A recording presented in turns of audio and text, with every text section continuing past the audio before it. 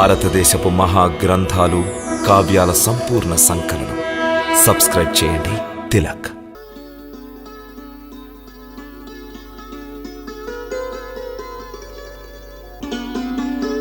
నారాయణ నారాయణ నారాయణ నారాయణ.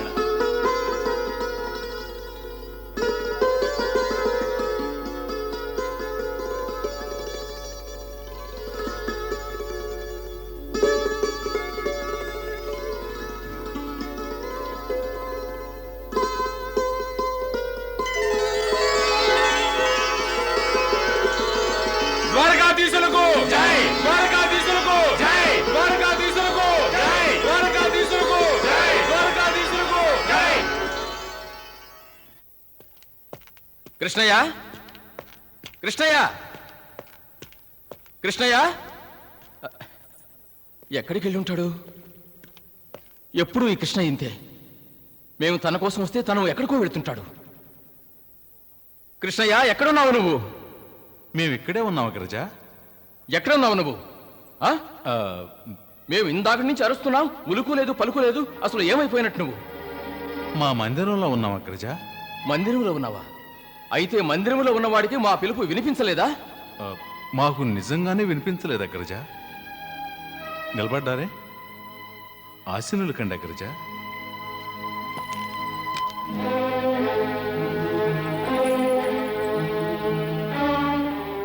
తమకు మాపై కోపం అగ్రజ? మాము క్షమించండి అగ్రజ. తమరు మాకు అగ్రజులు. తమరు ఏ శిక్ష విధించినా స్వీకరించడానికి సిద్ధమే.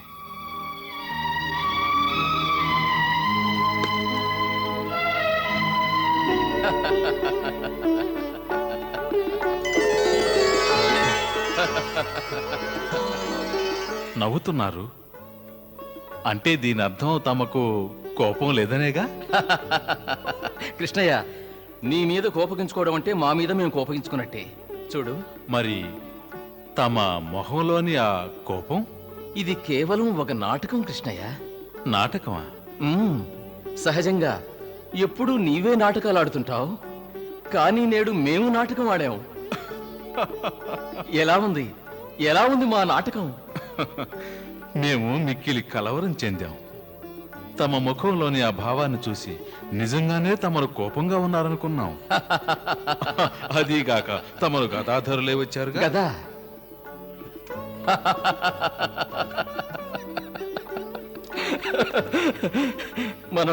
మనకి ఇలాంటి నాటకాలు ప్రతినిత్యం ఆడవలసిందే కృష్ణయ్య, ప్రతినిత్యం. తమరేమంటున్నారో అదే కృష్ణయ్య, మనం అప్పుడప్పుడు ప్రేమగా, అప్పుడప్పుడు కోపంగా నటించవలసి ఉంటుంది. ఒక్కో మారు మనం గుర్రాల వలె నటించాలి, ఒక్కో మారు ఏనుగుల వలె నటించాలి. అంతేకాదు, మన మహలు సంతోషంతో ఊయలలుగుతుంది. అవును కృష్ణయ్య, ఇకపై మేము నీవు అంటే నీవు మేము మనమిరువురం మావయ్యలం కాబోతున్నాం. మావయ్యలమా? అదెలా అగ్రజ? అదెలాగంటే కృష్ణయ్య, మన ముద్దుల చెల్లెలు సుభద్ర గర్భవతయింది. ఇది నిజంగా మనకు శుభవార్త అగ్రజ. అవును. మరి ఇలాంటి శుభవార్త చెప్పడానికి గద పట్టుకొచ్చారే? గద?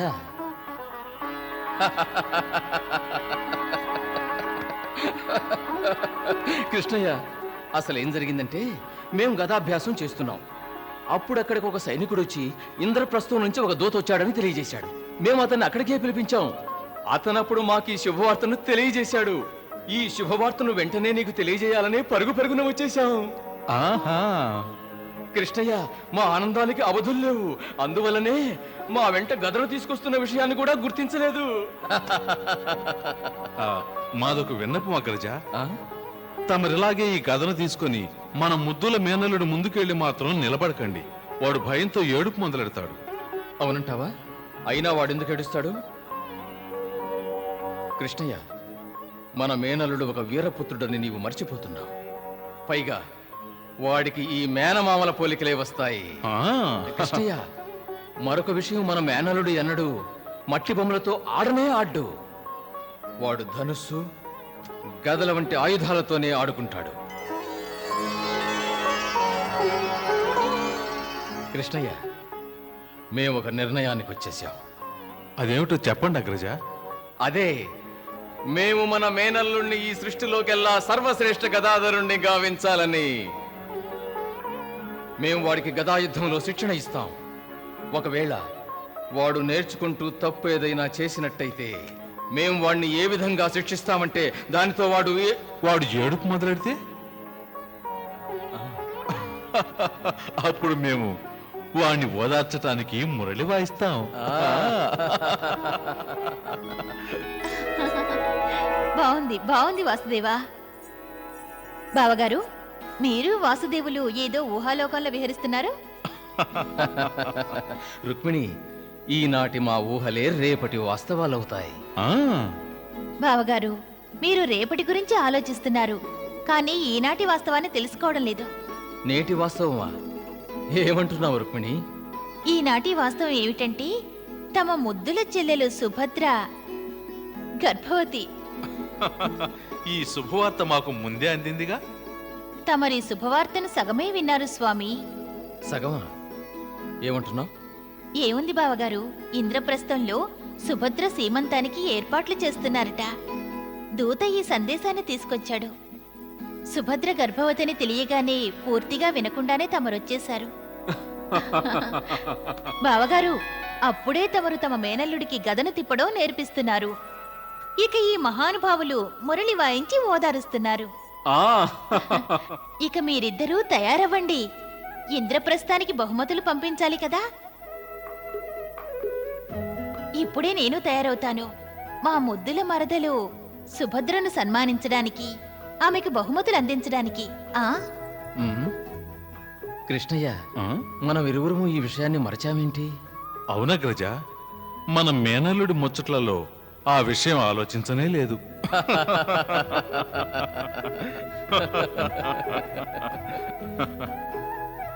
కృష్ణయ్య, మనం ఇలా చేస్తే ఎలా ఉంటుంది? తక్షణమే అక్రూరుల వారిని ఈ బహుమతులు తీసుకుని ఇంద్రప్రస్థానికి వెళ్ళమంటే? తమ ఆలోచన సముచితమైంది అగ్రజ. మ్మ్. మా చెల్లెలికి పంపవలసిన వస్తువులన్నీ వెంటనే పంపే ఏర్పాట్లు చేయండి. అప్పుడే ఆ వస్తువులు తన సీమంత సమయానికి ముందుగా అక్కడికి చేరతాయి. అలాగే బావగారు.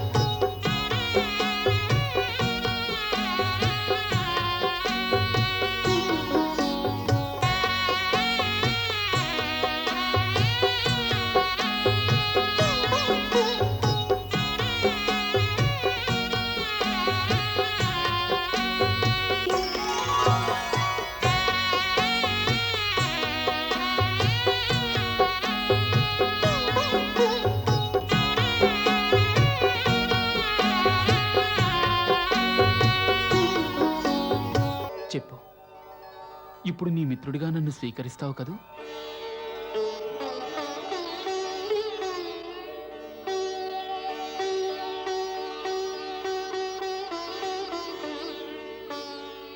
నీవు భగవంతుడి వలె ఉదార స్వభావుడవు. నేడు మొట్టమొదటిసారిగా మంచి మిత్రుడు దొరికిన ఆనందం ప్రాప్తించింది.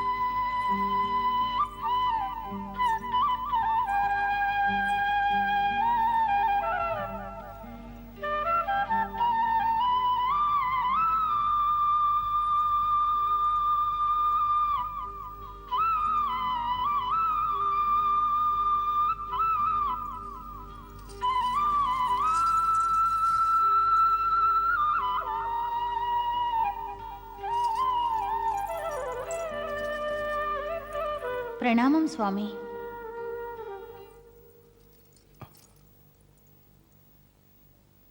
నీవా దేవి? అవును స్వామి, నేనే. ఏమైంది దేవి? నేడు నీ ముఖారవిందంలో కించిత్ వేదనాభావం గోచరిస్తోంది. అందుకు కారణమేమిటి దేవి? ఆ విషయమే తమను అడగాలనొచ్చాను స్వామి. తమ ముఖమునందేవో నూతన భావాలు గోచరిస్తూ ఉన్నాయి. అవి ఇంతకు ముందెన్నడూ చూడలేదు.